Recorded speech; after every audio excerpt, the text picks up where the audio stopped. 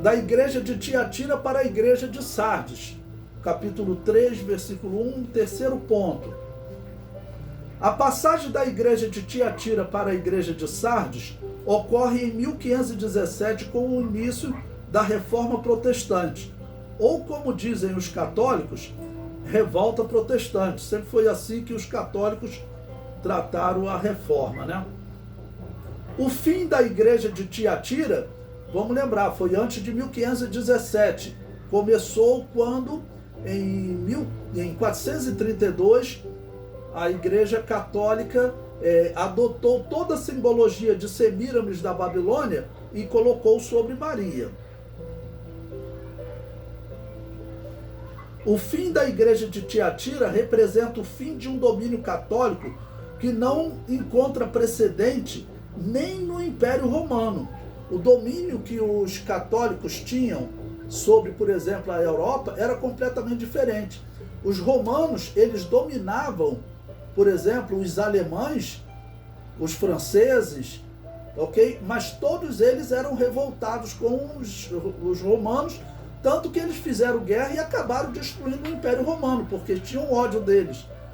Como a Igreja Católica, eles não tinham ódio, eles na verdade se submetiam.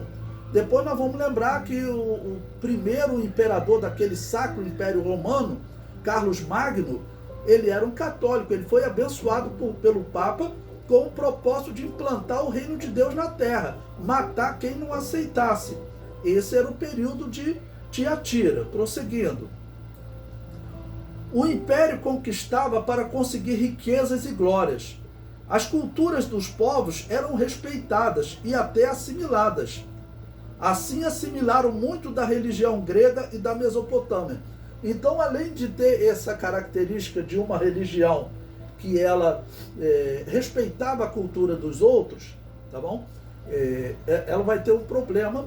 O Império Romano respeitava a cultura dos outros, né? Já com a Igreja Católica ela não vai respeitar. Não? Por isso o Império Romano era a Babilônia apocalíptica. Até o monoteísmo judaico foi respeitado pelo Império Romano. Segundo a história, o César, que fundou o Império Romano, ele deu um documento especial aos judeus, permitindo que os judeus não fossem criminalizados por não adorarem os deuses romanos, porque era notório o monoteísmo deles, ok? Então o Império Romano respeitava.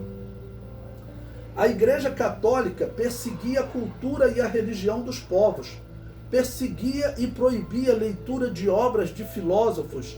Os praticantes de outras religiões eram classificados como bruxos e mortos. Perseguia outros cristãos que não aceitavam o seu batismo infantil. Nesse período de domínio católico, que teve início com Constantino, pois ele deu início à perseguição do seu governo, perseguiu o pastor Donato, que rejeitava o batismo infantil e queria rebatizar os pastores que haviam se tornado espíritas, servindo nos templos romanos e entregando os livros sagrados durante a perseguição, né? Só assim ele não seria morto. Então teve muitos que, para não ser morto durante uma perseguição, o que eles faziam? Eles entregaram os livros sagrados e aceitaram prestar culto aos deuses.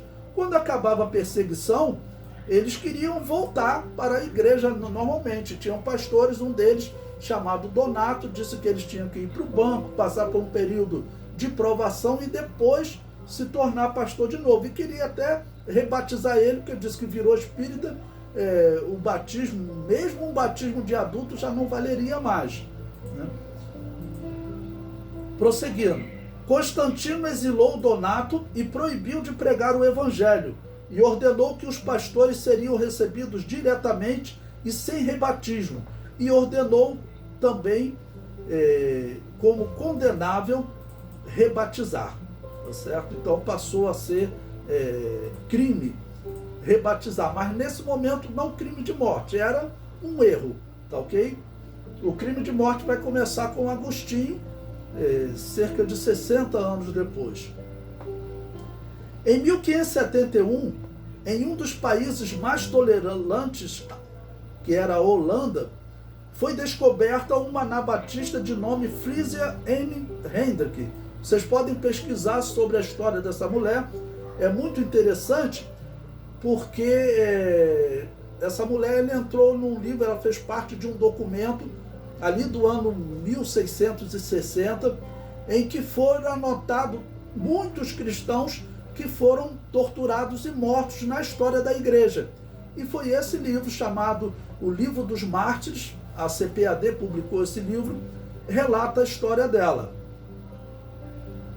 Foi perseguida e capturada, torturada para entregar outros anabatistas, o que não fez em 10 de novembro do mesmo ano, e foi queimada viva.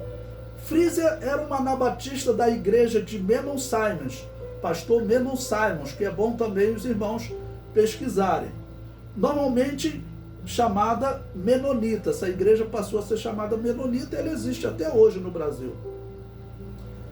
Os menonitas rebatizarão e doutrinarão o reformado John Smith em 611 da era cristã, influenciando assim o fundador das igrejas batistas. Então essa igreja menonita, que Anne Frank fazia parte, ela vai ser praticamente a igreja que vai gerar o grupo chamado batista, aí já em 1611, porque esse grupo que era reformado da igreja anglicana entra para a igreja menonita e depois, quando volta para a Inglaterra, eles fundam a igreja batista.